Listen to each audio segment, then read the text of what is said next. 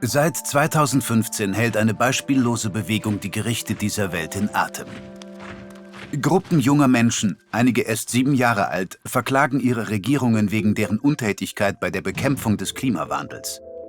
2018 verklagten 25 junge Kolumbianer, darunter Indigene, ihre Regierung, weil sie die Abholzung im Amazonasgebiet nicht reduziert und ihre Klimaversprechen nicht eingehalten hatte.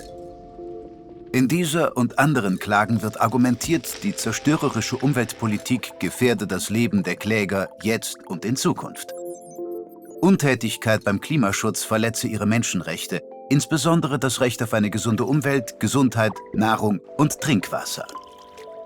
Doch was haben Menschenrechte mit der Umwelt zu tun? Hat man ein Recht auf saubere Luft?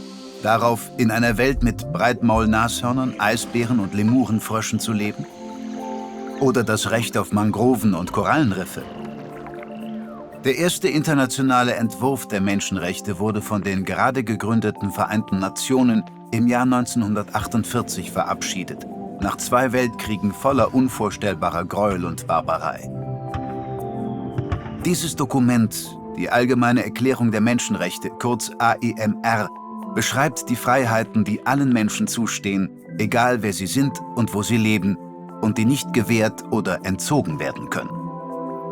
Dazu gehören unter anderem das Recht auf Gedankenfreiheit und auf faire Gerichtsverfahren sowie sozioökonomische Rechte wie das Recht auf angemessenen Wohnraum und auf Gesundheitsversorgung. Auch wenn die AEMR unverbindlich ist, gab sie den Menschen international anerkannte ethische Normen an die Hand und legte die Basis für Menschenrechtsgesetze. Seit 1948 sind diese Freiheiten in internationalen Abkommen, Verfassungen und Gesetzen verankert und die Länder haben beschlossen, sie zu wahren und zu schützen. Dadurch erhielten zahllose Menschenrechtskämpfe Einzelner und Menschenrechtsbewegungen Legitimität und eine Rechtsgrundlage im Streben nach Gerechtigkeit. In der AEMR werden Natur, Artenvielfalt und Klima nicht erwähnt. Diese Rechte etablieren sich zunächst auf nationaler Ebene. Viele Länder des globalen Südens, die oft von indigenen Gesetzen und Weltanschauungen geprägt sind, nahmen das Recht auf eine gesunde Umwelt in ihre Verfassungen und Abkommen auf. Infolgedessen forderten Menschenrechtsaktivisten den Rest der Welt und die UNO auf, dieses Recht ebenfalls anzuerkennen. Viele argumentierten, dass die Grundprinzipien der AEMR vom Zugang zu gesunden Ökosystemen abhängen. Jedes Jahr sterben Millionen Menschen an den Folgen von Luft- und Wasserverschmutzung. Der Rückgang von Bestäuberpopulationen bedroht die Nahrungsmittelsicherheit.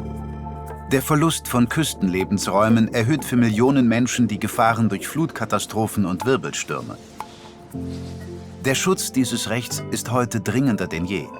Der Klimawandel verursacht häufigere Hitzewellen, längere Dürren und verheerendere Waldbrände. Ohne rasche und drastische Veränderungen droht dem Planeten ein Massenaussterben, das bis 2100 ein Viertel aller Arten weltweit auslöschen könnte.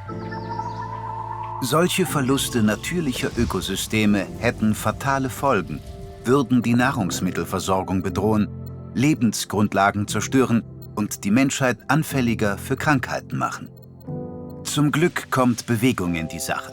Heute haben über 150 Länder das Recht auf eine gesunde Umwelt in der nationalen Gesetzgebung verankert. Am 5. April 2018 entschied der oberste Gerichtshof Kolumbiens zugunsten der jungen Kläger. Die Regierung sei gesetzlich verpflichtet, Abholzung und Treibhausgasemissionen zu reduzieren, um die Rechte heutiger und künftiger Generationen zu schützen. Dieser Fall und ähnliche historische Siege junger Menschen vor Gerichten in den Niederlanden, Deutschland und den USA haben andere inspiriert. Bis zum Sommer 2023 wurden weltweit über 2000 menschenrechtsbasierte Umweltklagen eingereicht. Vermutlich wird deren Zahl noch weiter steigen.